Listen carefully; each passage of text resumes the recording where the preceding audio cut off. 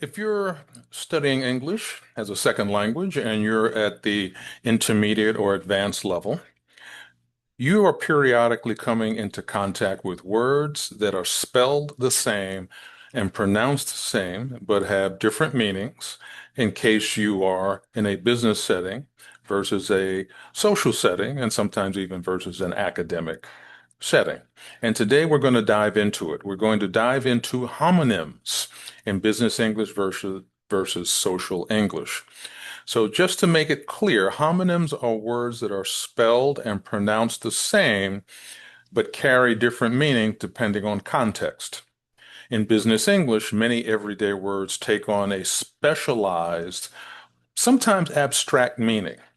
Mastering these differences helps you avoid confusion, communicate more precisely, and sound more professional.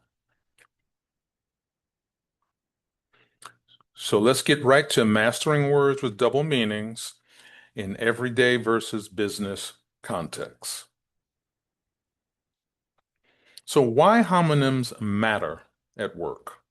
The same word can signal a process, a deadline, or a decision in business, but something totally different in social life.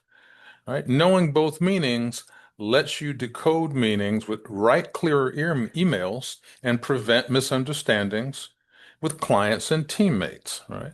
So the challenge, the same word, totally different meanings, processes versus everyday actions, deadlines versus socials, contexts, decisions versus literal meanings. So the benefit of understanding will be clear communication skills, decoding meetings effectively, writing precise emails, prevent misunderstandings. So let's look at some strategy shifts. We're going to look at three words here. One is alignment, business, shared goals and understanding. We need alignment with sales. In a social setting, correct positioning, car wheels, right? We align, we get our car or our wheels aligned. That's as we say in English. It refers to car wheels. But in business, it's referring to shared goals and understanding. Leverage in business, you use resources for an advantage. Let's leverage our data to improve retention. In social settings, it refers to physical leverage or lever or mechanical advantage. And then pivot in business, change strategy or direction. For example, we'll pivot to enterprise clients. In a social setting, we're going to rotate or turn on a point, right? So very different. Let's continue. Quick communication. A ping in business is to send a brief message or alert. For example, I'll ping you after the demo. In a social setting, it means a sharp, ringing sound. That's a ping. How about touch base? In business, that means you're connecting briefly to update someone or decide on something. For example, let's touch base on Friday. In a social setting, it literally means touch a base in baseball. So touch base, different meanings. Socialize. In business, float an idea to gather buy-in. For example, socialize this with the team first. In other words, share it with the team to float that idea and to get buy-in on it. In a social setting, it's spending time with people for fun. Now, please give us a like. Thank you. Now let's take a look at time and limits.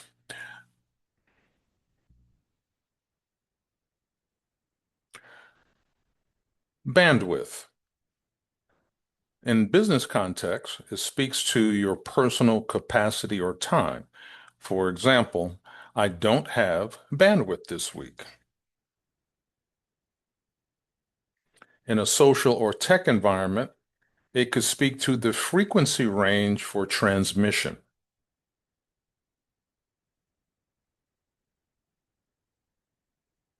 In business, hard stop can refer to a firm end time. I've got a hard stop at 3. In social, even though it sounds similar, it's actually different. It's talking about an abrupt or sudden halt. And then quarter. In business, it's 3 months or a 3-month financial period. But in social, it's 1/4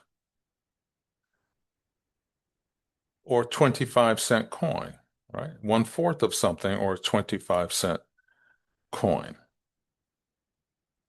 Next, we have work products. So let's take a look at deck.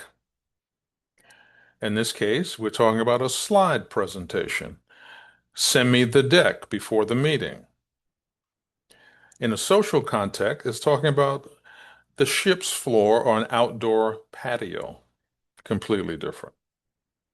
Deliverables in business, talking about expected output or result of work. The key deliverables are the report and the slides. In a social setting, it's speaking to something capable of being delivered. So very, very different.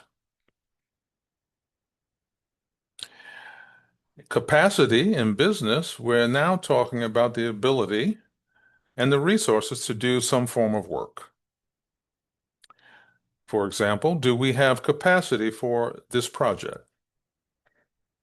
In a social context, maximum amount a container holds, the capacity. Next up, we have scope and flow. Let's look at pipeline. In business, stages where leads or projects progress, a strong Q4 pipeline. In social, it's talking about a long pipe carrying oil, gas, or water. Footprint, we're talking about, in terms of business, we're talking about impact, reach, or operating area. Our LATAM footprint is expanding. In social, we're talking about the mark left by foot on the ground. Band. In business, we're talking about a salary or a job level range. For example, this role is in the L5 band at the company. In social, we're talking about a musical group, elastic loop, or strip of material. Now we look at visibility and approval. Surface, right? In business, and this is a verb form, bring an issue to attention. For example, surface any blockers early. Social, the outer layer or top of something, the surface. Run it up the flagpole. Business, test an idea with stakeholders. Let's run it up the flagpole with leadership. In social, we're talking about something physically raised or physically raising a flag on a pole. Buy-in in business, agreement or support for a plan. For example, we need buy-in from all departments. In social, it's talking about an entry payment in a poker game. Next, we're talking about boundaries and experiments.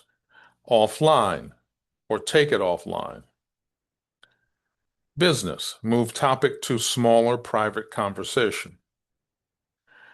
Tech or social, not connected to the internet. Sandbox, in business, a safe test environment for ideas or products. Social, children's sand-filled play box. And boil the ocean. In business, attempt an impossible, overbroad, overreaching task. In social, literally, you're talking about heating the ocean, which of course is impossible to do. Now let's do a mini practice. Let's start with, let's blank our user stories before the blank goes to legal. Let's leverage our user stories before the deck goes to legal. In other words, let's use the resources for advantage before the slide presentation goes to legal. Next, we have, I'm at a blank. Can we blank and blank tomorrow? I'm at a hard stop, firm end to time. Can we take it offline, private conversation, and touch base tomorrow?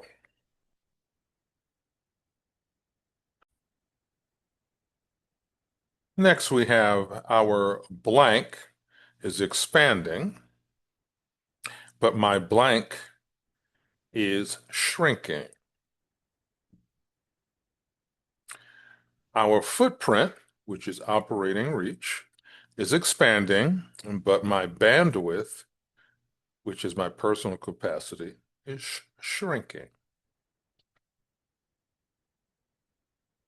Next, we have the mini practice 2. I want you to spot the switch. Watch how context changes meanings. Social, the ship's deck was crowded. Business, send the deck to the CFO. Pipeline and social, the pipeline burst near the farm. In business, what's in your sales pipeline this year? And band. In social, the band played 2 encores.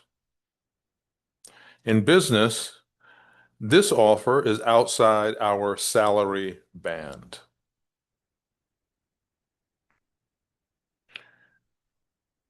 So here's what we want to do. We want to master homonyms with confidence.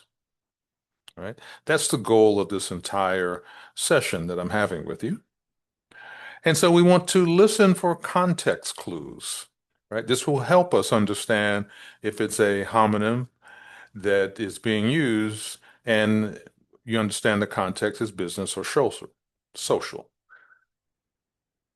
So you want to pay attention to the speaker, the setting, and the goal of the conversation. Context clues, because context matters. Confirm when unsure. Nothing wrong with confirming. Better than being incorrect. Ask quick clarifying questions. Do you mean the slide deck or the ship deck or the patio deck? Build your glossary of homonyms. Keep a personal list from your meetings and emails and other types of interactions. Practice, practice, practice. So anyone that's listened to any of my material knows I'm always emphasizing practice. And so this is another one where I'm emphasizing practice. All right. The more you notice these double words, the clearer and more confident your business English becomes, and actually the clearer and more confident all of your English interactions become. So please like, share, comment, subscribe, and we look forward to continuing our linguistic adventure together with you next time. Take care, everyone.